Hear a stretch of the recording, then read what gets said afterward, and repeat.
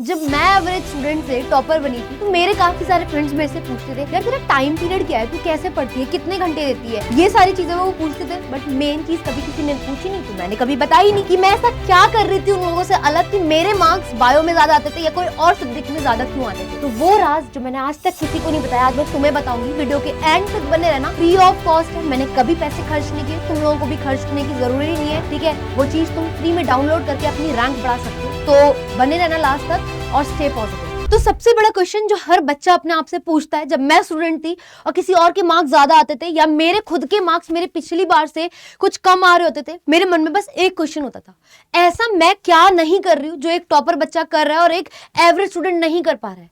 तो ये तुम पे डिपेंड करता है कि तुम लोग लास्ट अगर वीडियो के बने रहते हो कि तुम लोगों को एवरेज स्टूडेंट बन के रहना है या टॉपर स्टूडेंट बन के रहना है। बिकॉज सब जानना चाहते हैं कि एक टॉपर स्टूडेंट वो एक क्या चीज अलग करता है जिसकी वजह से एक ह्यूज डिफरेंस होता है। तो बिना टाइम वेस्ट किए यार मैं डायरेक्ट पॉइंट पे आना पसंद करूंगी। हम सभी को पता है कि अगर तुम लोगों को एग्जाम्स की प्रैक्टिस जो है बहुत अच्छे तरीके से करनी है कि तुम लोगों के जो पेपर है वो काफी अच्छे जाए बोर्ड्स के, तो क्या इफेक्टिवली तुम लोगों को करना है। सबसे पहले यार तुम लोगों को फोकस करना है मार्किंग स्कीम। सबसे बड़ी गलती जो बच्चा करता है, उसको अगर मार्किंग स्कीम ढंग से नहीं पता है तो कम मार्क्स वाले क्वेश्चन में लंबी चौड़ी कहानी लिखाता है और अपना टाइम वेस्ट करता है। टाइम मैनेजमेंट नहीं हो पाती, पेपर छूटता है, मार्क्स कम आते हैं, ठीक है। और क्या करना होता है कि यार जो आपके प्रीवियस ईयर क्वेश्चंस है, जो सैंपल पेपर्स वगैरह होते हैं, सबसे इंपॉर्टेंट होता है। क्यों? बिकॉज उससे हमें ये, जब हम प्रैक्टिस करते हैं प्रीवियस ईयर क्वेश्चंस को या फिर सैंपल पेपर क्वेश्चंस को, तो उससे क्या होता है, हम लोगों को मार्किंग स्कीम जो है बहुत अच्छे से समझ आ जाती है। और ये पता चल जाता है जब आप बहुत सारे पेपर सॉल्व करते हो कि ऐसे कौन से टॉपिक्स हैं जिससे मोस्ट रिपीटेड क्वेश्चंस अलग अलग फॉर्म में आ ही रहे हैं। तो तुम लोग उन टॉपिक्स को जब बहुत अच्छे से प्रिपेयर करके जाते हो ना, तो तुम लोगों के मन में ना पता होता है कि जब ये क्वेश्चन आएगा तो तुम्हें क्या पॉइंट लिखना है। तुम on the time, at the time, उसी स्पॉट पे सोच नहीं रहे कहानी की क्या लिखना है, और टाइम वेस्ट नहीं होता। तो कहीं ना कहीं जब आप लोग प्रीवियस ईयर क्वेश्चन या सैंपल पेपर की प्रैक्टिस करते हो, तुम्हें मार्किंग स्कीम का अंदाजा पता चल जाता है। मोस्ट फ्रीक्वेंटली रिपीटेड जो टॉपिक्स आते हैं, कैसे टाइप के क्वेश्चन आते हैं, क्या उनमें लिखना है, ये सारी चीजें जो है आप लोगों को बेटर तरीके से आ जाती है। और यही एक वो चीजें होती है बेटा जो टॉपर्स नहीं बताते कि हम कर रहे हैं। बोलते तो सब है कि यार हम लोग कुछ नहीं करते, वो सिर्फ बोलने की बातें होती है, करते लोग बहुत कुछ है बेटा। क्योंकि समाज में जो इज्जत होती है ना, तो मानो ना या ना मानो, ठीक है, वो मार्क्स से ही आती है। क्योंकि मार्क्स ना नॉलेज की जजमेंट हो जाती है कहीं ना कहीं, ठीक है।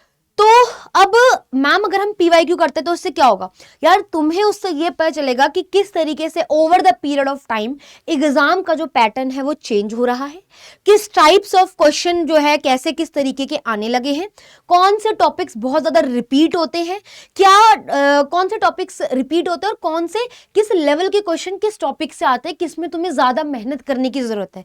ये सारी चीजें तुम लोगों को पता चल जाती है और अकॉर्डिंगली जब आप वो सारी चीजें सॉल्व करते हो, ठीक है, और अपने टीचर से चेक कराते हो, तो आपको गलतियां पता चलती हैं। तो आप ऐसा नहीं है कि आप फिर फर्स्ट टाइम एग्जाम में बैठ रहे हो, जब आप बहुत ज्यादा प्रैक्टिस कर रहे हो, रिपीटेडली सैंपल पेपर्स लगा रहे हो ना, तो तुम्हें पता है कितने मार्क्स वाले क्वेश्चन में कितना पॉइंट लिखना है, कौन सा इंपॉर्टेंट पॉइंट मिस नहीं करना है।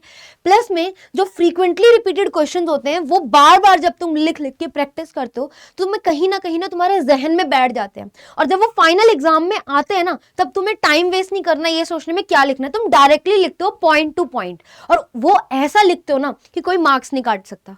और वही जो ये टॉपर बच्चे होते हैं वो बहुत सारे पेपर्स जो सिलेबस कंप्लीट कर लिया, बहुत सारे सैंपल पेपर और पीवाईक्यू सॉल्व कर रहे हो, और तुम देखना हमेशा वो बच्चे कोने में जाकर के मामा प्लीज चेक करके दे दोगे या कुछ पर्सनल में बात करते हैं। और तुम अगर कुछ पूछोगे ना, भाई या बहन क्या कर रहे हो यार, तूने कर लिया, अरे कुछ नहीं यार मैं तो बस मैम से पूछ रहा था, ये टॉपिक समझा दोगे, क्वेश्चन समझा दोगे। आधे बच्चे ये नहीं बताते कि हम लोग इतने सैंपल पेपर सॉल्व कर चुके हैं। यू कांट बिलीव, हमारे टाइम पे भी ऐसे बच्चे होते थे जो 10-10 सैंपल पेपर सॉल्व करके टीचर से चेक कराते थे, रिव्यू लेते थे, जो गलती है उससे समझते थे और फिर वो रिपीट नहीं करते थे। और जब प्री बोर्ड्स वगैरह होते थे उन बच्चों के मार्क्स भी अच्छे आते थे। मुझे ये बात बाद में पता चली थी, तो मैं चाहती हूँ मेरा हर बच्चा इस बात को काफी जाने कि यार इनकी इंपॉर्टेंस बहुत ज्यादा होती है, ठीक है। अब मैं तुम्हारे लिए एक सैंपल लाई हूं, तुम कहोगे मैम कैसे, देखो टीचर्स तुम्हें हर क्लास में बोलते हैं ये इंपॉर्टेंट है, इंपॉर्टेंट है, इंपॉर्टेंट है, ऐसे आता है वैसे आता है, वो उनका तजुर्बा है। बट तुम्हें तो 10 साल 12वीं रिपीट नहीं करनी, तो तुम्हें तो टीचर्स की, फैकल्टीज की जरूरत है। फॉर एग्जाम्पल ये क्वेश्चन है जो पिछले 3 साल से अलग अलग क्वेश्चन अलग अलग फॉर्म में आ रहा है। बच्चों को लगेगा हर बार अलग आता है, बट टॉपिक सेम है, इम्प्लांटेशन। अल्टीमेटली ब्लास्टोसिस्ट की ही स्टेज या तो बनाने के लिए आती है, या लेबलिंग के लिए आ जाती है, या फिर उसका कोई फंक्शन पूछ लेते हैं। 3 साल में यही हुआ है। इसमें ब्लास्टोसिस्ट का आप लोगों को पहले आइडेंटिफाई कहा है, फिर लेबलिंग कहा है, ठीक है। फिर उसके बाद यहाँ पे आपको और पूछिए एग्जैक्ट लोकेशन। नेक्स्ट साल सेम क्वेश्चन 2 पार्ट्स में आया कि प्लेसेंटा फॉर्मेशन बताओ, जो कि आफ्टर इम्प्लांटेशन ही होती है, और फिर कहा है कि ये जो इम्प्लांटेशन होती है ना वो कहाँ पे हो रखी होती है, ठीक है। उसके बाद ये क्वेश्चन देखो, अब वो पहले साल वो 2 मार्क्स में आया, फिर वो 3 में आया, अभी 5 में आ गया। और देखो पहले बोला है आइडेंटिफाई करो वो स्टेज जो इम्प्लांटेशन में आती है, ब्लास्टोसिस्ट। फिर तुम्हें उसका स्ट्रक्चर बनाना है, फिर प्लेसेंटा फॉर्मेशन बतानी है, और फिर बताना है रोल क्या है प्लेसेंटा का और 3 जर्म लेयर। तो ये 3 जो क्वेश्चन है सिमिलर टॉपिक है इम्प्लांटेशन के, रिपीट हो के आ रहे हैं अलग अलग फॉर्म में। तो जितना ज्यादा तुम सैंपल पेपर करते हो तुम्हें यह पता चलता है बेटा कि क्या गलती नहीं करनी है, किस टाइप के क्वेश्चन आ रहे हैं, कितना एक्यूरेटली लिखना है। और अल्टीमेटली आपको पता भी नहीं चलेगा, जितना ज्यादा पीवाईक्यू और सैंपल पेपर तुम लोग प्रैक्टिस करोगे, कितनी चीजें तो तुम्हें याद हो जाएंगी, और ड्रॉ कर करके क्लैरिटी जो माइंड में बैठेगी वो अलग। और तुम जब कॉन्फिडेंटली पेपर में जाओगे ना, कॉन्फिडेंस आता है पता है सैंपल पेपर और पीवाईक्यू सॉल्व करने से।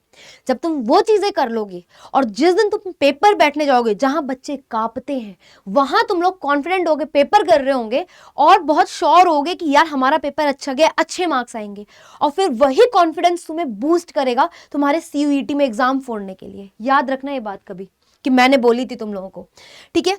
अल्टीमेटली क्या क्या एनहांस कर रहे हैं हमें पता है, एक्यूरेसी। पीवाईक्यू सॉल्व करने से तुम्हारी आंसर गिविंग कैपेबिलिटी एक्यूरेट हो जाती है, ठीक है, तुम्हारा टाइम बचता है। और क्या होता है सबसे इंपॉर्टेंट, तुम लोग मैनेज कर पाते हो टाइम, जो कि हर बच्चे की बस की बात नहीं होती है। तो अल्टीमेटली सिंपल बात है, पीवाईक्यू सॉल्व करो, ठीक है, सही गलत पता चलेगा। पेपर में तुम लोग कंफ्यूज नहीं होगे इस बच्चे की तरह, बिल्कुल कॉन्फिडेंटली लिखोगे और अल्टीमेटली अच्छे मार्क्स पाओगे। लेकिन सबसे बड़ा क्वेश्चन है कि मैम हम लोगों को ये नहीं पता, बुक्स हम लोगों को खरीदनी नहीं है, नहीं खरीदना चाहते, it is your choice. But आपको पता है सीबीएसई की साइट से आप लोग sample paper, extra practice questions और बहुत सारी चीजें ऐसी हैं जो डाउनलोड कर सकते हो। तो वीडियो के एंड तक बने रहना, मैं तुम्हें यह बताने वाली हूं कि किस तरीके से sample papers, PYQs, extra practice questions तुम लोग फ्री में डाउनलोड कर सकते हो सीबीएसई की साइट से बिना पैसे खर्च किए, ठीक है। तो देखो बेसिक से बताऊंगी, सीबीएसई की ऐसे ऑफिशियल साइट पे जाना, लिखना ऑफिशियल वेबसाइट ऑफ सीबीएसई, इसे क्लिक करना। यहां बहुत सारे ऑप्शन दिख रहे हैं अगर डगर मगर जैसे, इसमें एकेडमिक वेबसाइट पे जाना, यहां पे देखो सैंपल क्वेश्चन पेपर करके लिखा है, इसे टच करो। अब देखो तुम्हारे पास आ गए कौन कौन से ईयर के तुम लोगों को चाहिए। फॉर एग्जांपल मैंने 2024-25 का ले लिया, क्लास 12th पे जाओ। फिर यहां पे ना तुम लोग देखोगे, जैसे मैं बायोलॉजी का खोल रही हूँ, ये देखो सैंपल क्वेश्चन पेपर बायोलॉजी, ठीक है, और वो जो एमएस लिखा है ना वो उसका सोल्यूशन भी है साथ साथ ही। अब देखो ये क्वेश्चन पेपर आ गया बेटा, तो मैं क्या करूंगी, इसे मैं डाउनलोड कर लूंगी। जैसे ये रहा डाउनलोड का ऑप्शन आएगा, मैं इसको किसी नाम से डाउनलोड कर लूंगी। मैंने 1 2 3 4 5 लिख दिया और लिख दिया सीबीएसई, ठीक है। अब मैं क्या करूंगी इसे, मैं इसे सेव कर लूंगी, ठीक है। सेव करते ही देखो ये कहां आ जाएगा, मेरे फाइल्स वाली साइड में आ जाएगा जहां पे चीजें सेव होती है। ये देखो आ गया ना। अब मैं वापस जाऊंगी, तुम लोगों को सैंपल क्वेश्चन पेपर तो सेव करना आ गया, डाउनलोड कर लिया। ऐसे ही देखो कितने सारे सालों के यहाँ पे प्रेजेंट है बेटा जी, यहाँ पे कितने सालों के प्रेजेंट है, देखिए कितने सारे ईयर्स के प्रेजेंट है, सब तुम लोग डाउनलोड कर सकते हो एब्सोल्युटली फ्री, एक पैसा नहीं देना, ठीक है। सैंपल क्वेश्चन पेपर पे गए, 25 26 24 25 23 24 और भी कितने सारे क्वेश्चन पेपर है, सब डाउनलोड कर लो, सिलेबस कंप्लीट होने के बाद करना, ठीक है। अब देखो, अब मान लो तुमने सब कर लिया, तुम लोगों को कुछ क्वेश्चन प्रैक्टिस चाहिए, अपना लेवल बढ़ाना है। जब फ्रीक्वेंटली ईयर क्वेश्चन जो आ रहे हैं रिपीटेडली, तुम लोगों ने वो अच्छे से प्रैक्टिस कर लिया, अब तुम बाकी वैरायटी ऑफ क्वेश्चंस कवर कर सकते हो ताकि तुम्हारा दिमाग शार्प हो। तो तुम लोग यहाँ पे जाओ क्वेश्चन बैंक पे, यहाँ पे ना अदर टाइप के क्वेश्चन बैंक्स में बहुत अच्छे की वैरायटी ऑफ क्वेश्चन सीबीएसई बच्चों के लिए प्रोवाइड करता है। यहाँ क्लास 12 में जाके भी कर सकते हो, बट यहाँ पे एडिशनल प्रैक्टिस क्वेश्चन पे जाओ, ठीक है, यहाँ पे बायोलॉजी देखो, प्रीवियस क्वेश्चंस, जहां उसके बगल में MS लिखा है ना, वहां पे उसकी सोल्यूशन शीट भी तुम लोग डाउनलोड कर सकते हो, ताकि तुम लोग चेक कर सको कि तुम क्या गलत कर रहे हो। ये देखो, ठीक है। अब ये क्या है, एडिशनल क्वेश्चन प्रैक्टिस है, जिससे कि तुम लोग अपना बेटर दे सकते हो। ठीक है, यहाँ पे गए, ठीक है। अब मैं यहाँ पे एडिशनल क्वेश्चन प्रैक्टिस करके इसे सेव कर दूंगी। ओ, ठीक है, ऐसे करके मैं सेव कर लूंगी, एडिशनल क्वेश्चन प्रैक्टिस। ठीक है, ये मैंने सेव कर लिया। तो देखिए ये मेरा ना सेव हो चुका होगा बेटा, शो इन द फोल्डर, इस तरीके से। ठीक है, तो आई होप मैंने तुम लोगों को बता दिया है किस तरीके से फ्री ऑफ कॉस्ट आप लोग sample question paper, additional question paper, previous year question सारे के सारे क्या कर सकते हो, यहां से डाउनलोड कर सकते हो फ्री ऑफ कॉस्ट। अब बात आती है यार, अगर तुम लोगों को बेटा मेरे साथ पढ़ना है, क्योंकि क्या होता है ना, एक गाइडेंस चाहिए होती है कि एग्जाम में अगर तुम लोगों को मेरे साथ पढ़ना है, ठीक है, तो तुम लोग मेरे साथ मेरे प्रीमियम बैचेस पे जुड़ सकते हो, जिसका अमाउंट बहुत ज़्यादा नहीं है, पहले ही बता रही हूँ। जैसे ही तुम लोग ऑफिशियल वेबसाइट पे जाओगे, बस यहाँ पे देखो एक्सप्लोर बाय एग्जाम्स पे जाना, वहाँ पे तुम लोगों को K-12 पे टच करना है, क्लास 12th, यहाँ CBSE बोर्ड पे आ जाना यार। ठीक है, और उसके बाद ना लक्ष्य 3.0 फ्रेश बैच है, इस पे क्लिक करना।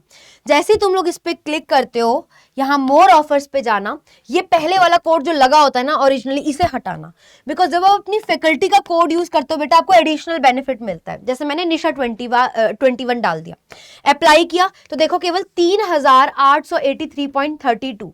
ठीक है, ये कोड, और वो भी कितने पीरियड के लिए, 11 मंथ्स के लिए, जब तक तुम्हारा एग्जाम नहीं हो जाता। तो अगर मेरे से पढ़ना है तो आप लोग मेरे प्रीमियम बैचेस में जुड़ सकते हो। कैसे? निशा 21 कोड यूज करके। लास्ट में अगर कोई भी डाउट है कि मैम बैच कैसे खरीदना है, किसी चीज से कोई लाइफ में कोई गाइडेंस चाहिए, तो मेरे टेलीग्राम ग्रुप में आप लोग ज्वाइन हो सकते हो, इसे स्कैन करके, अदरवाइज मेल कर देना, QR कोड प्लस लिंक दोनों दे दूंगी।